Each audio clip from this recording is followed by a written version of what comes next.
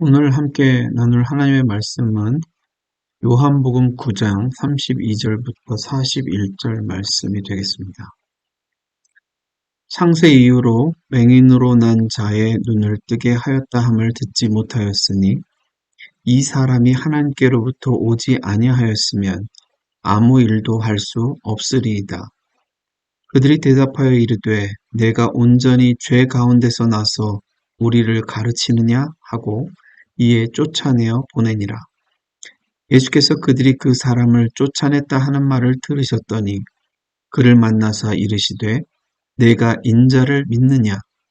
대답하여 이르되 주여 그가 누구이시오니이까 내가 믿고자 하나이다.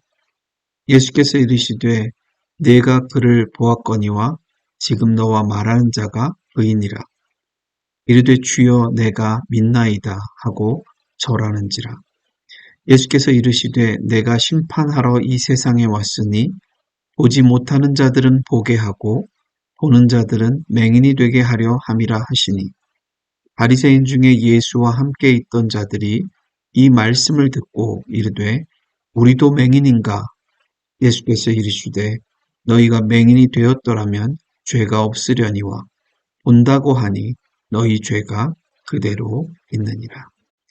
왜냐하면 우리의 시각 자체가 빛의 반사작용에 의해서 사물을 인지하기 때문이 그렇습니다. 그러면 빛이 있으면 잘 볼 수 있을까요? 일정한 거리와 사이즈의 물건들은 볼 수 있을 것입니다. 그러나 빛이 있어도 인간들은 너무 가까이 있어도 잘 못 보고요. 너무 멀리 있어도 잘 못 봅니다. 지구나 우주처럼 너무 크기가 큰 것도 제대로 볼 수가 없고요. 크기가 아주 작은 미생물 같은 것들은 전혀 볼 수가 없습니다. 그런 면에서 인간이 본다고 할 때 그것은 상당히 많은 제약 조건과 한계성 안에서 눈으로 사물을 인지한다는 의미일 것입니다. 그렇기 때문에 어떤 일들이 벌어질까요? 수많은 오해와 착시 현상을 경험하게 되기도 하고요. 심지어는 그렇게 오해되어진 사실을 아주 확신을 가지고 사실이라고 믿게 될 때 때로는 그 지식은 자기와 생각이 다른 사람에게 때로는 폭력적으로 다가가기도 합니다. 예를 들면 예전에 천동설을 굳게 믿었던 사람들이 그러합니다. 아무리 보아도 태양과 달이 돌고 있는데 지구가 태양의 주위를 돌고 있다는 갈릴레이의 주장은 터무니없는 소리였고 당시의 종교 권력은 하나님의 창조 섭리에 대한 도전으로 받아들여서 그의 의견을 강제로 묵살하기도 했습니다. 여러분은 이 커다란 지구가 하루에 한 바퀴를 돌려면 얼마나 빠른 속도로 돌아야 하는지 상상이 되십니까? 지구 표면은 적도를 기준으로 시속 1670km로 돌고 있습니다. 한국의 제일 빠르다고 하는 그 KTX 열차의 최고 속도가 시속 305km에 달하는 것에 비교하면 엄청나게 상상이 안 가게 빠른 속도인 것을 우리가 알게 됩니다. 아마 여러분은 지금도 그 속도감이 전혀 느껴지지가 않고 또 멀미도 안 하시니까 지구가 가만히 있다고 여전히 굳게 믿고 계실지도 모릅니다. 그러나 그 믿음은 여러분이 아무리 확실하게 믿는다고 할지라도 사실이 아닙니다. 때로 잘못된 확신은 누군가를 억울하게 만들기도 하고요. 때로는 강압적인 힘으로 작용하기도 합니다. 사실 당시에 그렇게 천체나 우주에 대한 과학적 지식이 많지 않았던 시대에 분명 갈릴레이나 코페르니쿠스와 같은 사람들의 학설은 사실로 받아들이기 힘들었을 것입니다. 그러나 많은 사람들이 사실로 받아들이기 힘들다고 해서 사실이 갑자기 거짓이 되고 거짓이 갑자기 사실이 되는 일은 없습니다. 그러므로 우리는 우리 눈에 보인다고 해서 그 보이는 것이 다 사실이거나 진리는 아닐 수도 있다라고 하는 합리적인 의심과 겸손을 늘 견지해야 될 것입니다. 그리고 그동안에 축적된 우리의 경험이 언제나 옳은 것은 아닐 수도 있다라고 하는 열린 마음을 가지고 늘 배우려는 자세를 견지해야 될 줄로 믿습니다. 아인슈타인의 상대성 이론 발견 이후로 가장 커다란 인류 역사에 있어서 혁명적인 발견이 있었다면 그것은 아마도 양자역학일 것입니다. 저도 물리나 과학을 잘은 모르지만요. 과학자들의 강의를 좀 들어보니까요. 이 세상을 구성하고 있는 모든 물질은 그 미시세계 속으로 들어가서 관찰을 해보면 입자성과 파동성, 이중성을 갖고 있다는 것입니다. 빛이라는 것도 과거에는 입자라고만 생각을 했었지만 나중에 연구를 해보니 입자성과 파동성 모두의 성질을 다 갖고 있다는 것입니다. 우리 육안으로 볼 수 없는 이 미시세계로 들어가 보면요. 가장 근원이 되는 요소는 심지어 불확정적으로 존재하고 있다는 것입니다. 이것은 어떤 4차원의 영적 세계를 말하는 게 아니라 우리가 현재 살아가는 3차원에 속한 것임에도 불구하고 너무 작은 미시세계이기 때문에 인간이 볼 수도 없고 알 수도 없는 세계라는 것입니다. 그리고 우리가 알려고 하는 순간에 변화를 일으키기 때문에 관찰하기 전에는 어떤 상태에 있었는지는 아무도 알 수가 없다는 것입니다. 너무 신기하지 않습니까? 이런 미시세계에서의 움직임이 뭐가 중요하냐 생각하시겠지만 이 세상을 언제나 분명한 원인이 있고 결과가 있다라고 하는 인과관계 내에서만 이해하던 사람들에게 이러한 불확정성의 원리를 발견한다는 것은 인간이 이 세상 만물을 인식하는 인식론상의 커다란 변화를 안겨주기도 하는 것입니다. 심지어는 아인슈타인 같은 천재 물리학자도 이 사실을 받아들이지 못했으니까요. 사실 우리 같은 사람들이 이해가 잘 안 되는 것은 어쩌면 당연한 일일지도 모릅니다. 어설픈 지식은 인간을 과도한 신에 차게 만들지만 깊은 지식은 인간을 한없이 겸손하게 만듭니다. 그리고 그 지식을 파고 더 들어가다 보면 온 우주 만물을 창조하신 하나님의 존재를 만나기도 할 것입니다. 저는 제 과거를 돌아보면 20대, 30대 때에는 마치 제가 성경적인 진리를 다 소유한 것처럼 착각하면서 얼마나 확신에 차서 설교를 하고 성경을 가르쳤었는지 모릅니다. 그런데 신학을 30년 가까이 조금씩 공부해 오다 보니까 제가 아는 게 거의 없구나라는 것을 깨닫게 되었습니다. 눈에 보이는 세상도 다 볼 수도 알 수도 없는 미천한 인간이 어떻게 온 우주 만물을 섭리하시는 하나님의 계획과 창조의 섭리를 이해할 수가 있겠습니까? 그러므로 우리는 진리 앞에서 늘 어떤 확신에 찬 믿음을 가지려고 고집부리기보다는 겸손히 열린 마음으로 진리를 탐구하는 자세로 조금씩 하나님의 신비로운 진리의 빛에 눈을 뜨는 그런 과정에 있는 사람처럼 구도자의 길을 걸어가야 될 것입니다. 어떤 면에서 오늘날 현대 기독교가 세상 사람들과 함께 소통하지 못하고 점점 젊은 사람들을 교회로부터 멀어지게 하는 이유 가운데 하나는 이러한 진리를 대하는 편협한 태도 때문이기도 합니다. 어떤 질문이 생기면 거기에 대해서 열린 마음으로 대화하려고 하기보다는 자기 주장하기에 바쁘고 그냥 성경에 써 있으니까 문자 그대로 막 믿으라고 윽박이나 지르니 비신자들이 보기에 기독교는 앞뒤가 꽉꽉 막힌 사람들이라는 취급을 받게 되기 쉽습니다. 열린 마음으로 대화를 한다는 것은 진리를 타협한다는 뜻과 직결되는 것이 아닙니다. 오히려 진리를 함께 더 깊이 이해해 보려는 노력들이라고 할 수 있습니다. 오늘날 현대교회의 문제는 성경을 이해하고 믿는 데에 있어서 변증적이지 못하고 덮어놓고 믿으려고만 하거나 자신들의 기득권을 옹호하기에만 급급한 태도들을 보이는 것입니다. 그러면 인간에게 있어서 안다는 것은 무엇일까요? 제대로 볼 수조차 없는 한계성을 가진 인간이 어떤 것을 안다라고 말하는 것은 가능한 일일까요? 오늘 본문에 등장하는 바리새인들은 과연 성경의 진리를 바르게 알고 있었을까요? 이들은 소위 성경꾀나 본다고 하는 자들이 아니었습니까?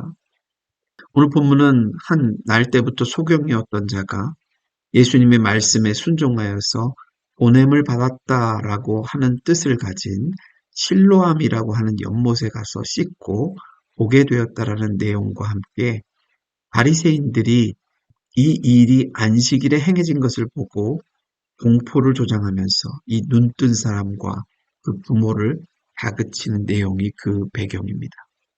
여러분들은 이 눈뜬 시각장애인을 대하는 바리새인들의 태도에서 무엇을 보십니까? 너무나 공감 능력이 없고 긍휼함도 없고 너무 율법적이고 냉정하게 느껴지지 않습니까? 이런 냉혈한 같은 신자들은 도대체 어떻게 해서 만들어지는 걸까요? 성경을 잘못 보고 오해하고 자신들의 경험과 전통에 대한 과도한 확신과 선입견을 가지고 신앙생활을 하다 보면 이렇게 됩니다. 거기에 플러스 알파로 교만한 마음까지 더해지면 가히 이런 무식한 무리들은 막을 방법이 별로 없을 정도가 됩니다. 한편으로는 이해가 되기도 합니다. 그 이전에는 예수님처럼 그렇게 파격적으로 율법적인 전통을 어기고 성경의 메시지를 그렇게 급진적으로 해석하는 사람을 만나본 적이 없기 때문입니다. 그리고 이들은 누구보다도 더 모세로부터 물려받은 이 율법의 정신을 잘 고수하면서 하나님의 백성들로서의 정체성을 지키려고 노력했고 열심히 있었던 사람들이었습니다.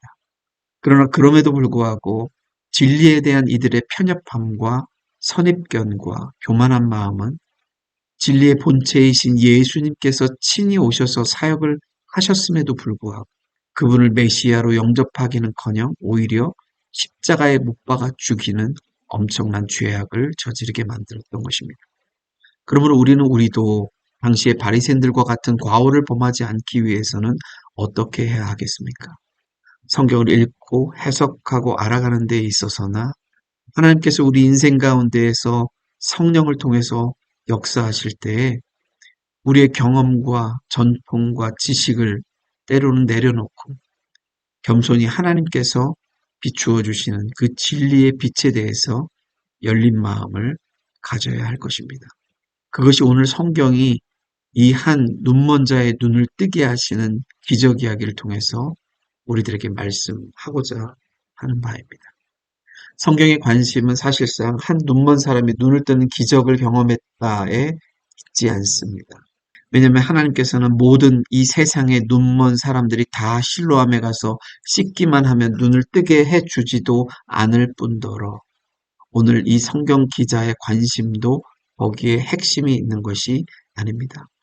우리는 너무 성경을 묵상하고 큐티할 때에도 늘 자기중심적으로 읽고 해석하는 데 익숙하다 보니까 늘 어떻게 하면 내 형편과 처지가 나아지는 방향으로만 은혜를 받으려고 하지만 사실상 성경의 메시지는 그런 우리의 주관적인 삶의 형편이 조금 나아지는 것보다도 훨씬 더 큰 주제를 얘기하고 있다는 것을 기억할 필요가 있습니다.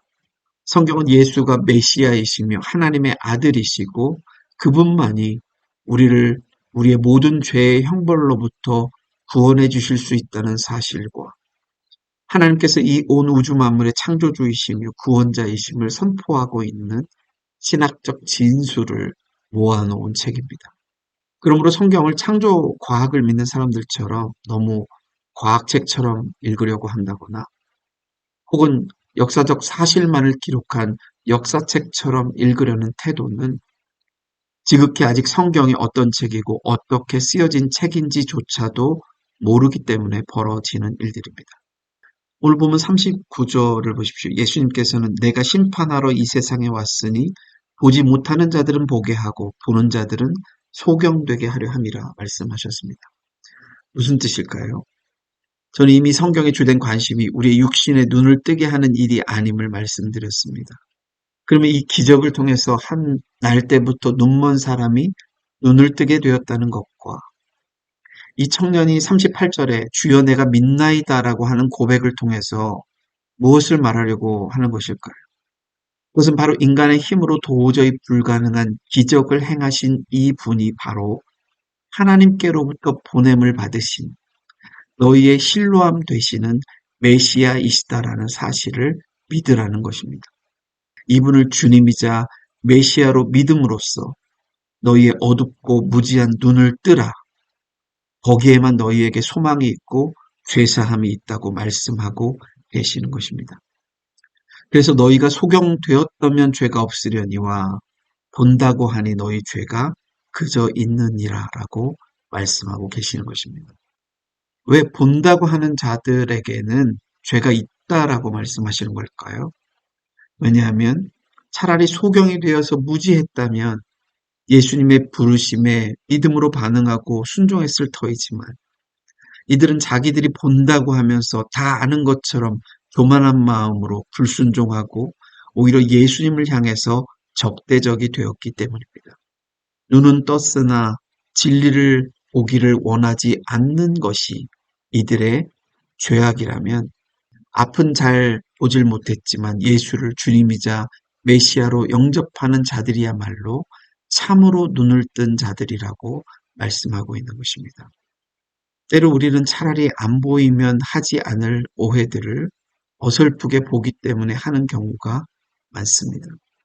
예를 들어 한 중년의 남자가 아주 젊고 예쁜 20대 여성과 팔짱을 끼고 호텔 문을 나서는 장면을 목격했다라고 해봅시다. 둘이 무슨 사이일까요? 그리고 이들은 도대체 호텔에서 무엇을 하다가 나온 것일까요? 이 둘의 관계는 사실 아빠와 딸 사이이고 호텔 커피숍에서 만나서 가볍게 커피를 마시고 그냥 나오던 길이었습니다. 어떤 사실이나 진리를 깨달아 알려면 먼저는 바로 볼 줄 알아야 됩니다. 그리고 바르게 보기 위해서 우리가 취해야 되는 자세는 진리를 향해서 겸손히 열린 마음을 갖는 것이고 때로는 우리의 이성과 경험과 전통과 상식을 내려놓을 수도 있어야 한다는 것입니다.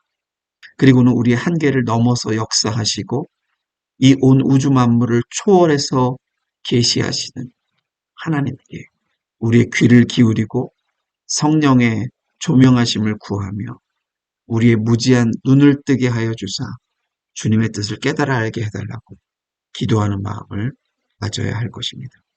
그리고 하나님께서 우리로 하여금 눈을 뜨게 해주심을 통해서 전달하려고 하시는 가장 중요한 메시지는 이것입니다. 예수님이 메시아이시다. 그분을 믿고 그분의 말씀에 순종할 때에만 너희들에게 구원이 있다.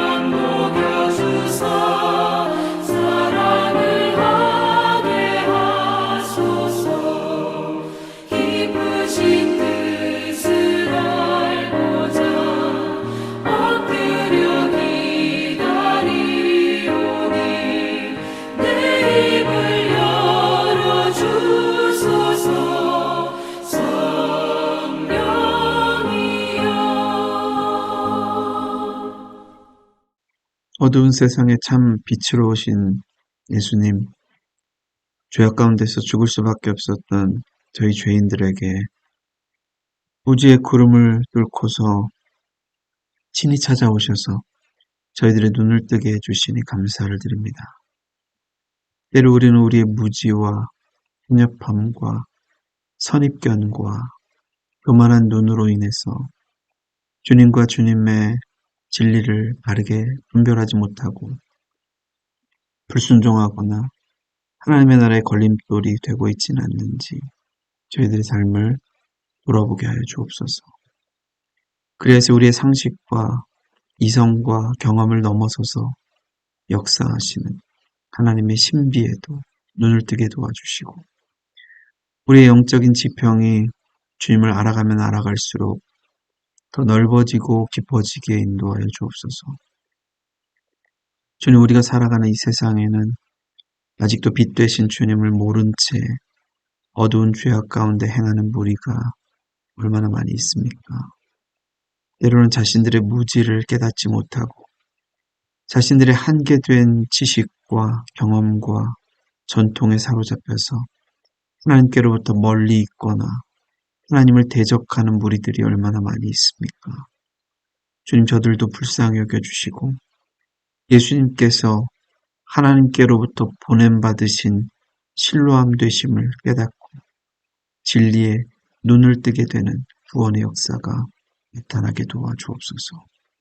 예수님의 이름으로 기도드립니다. 아멘.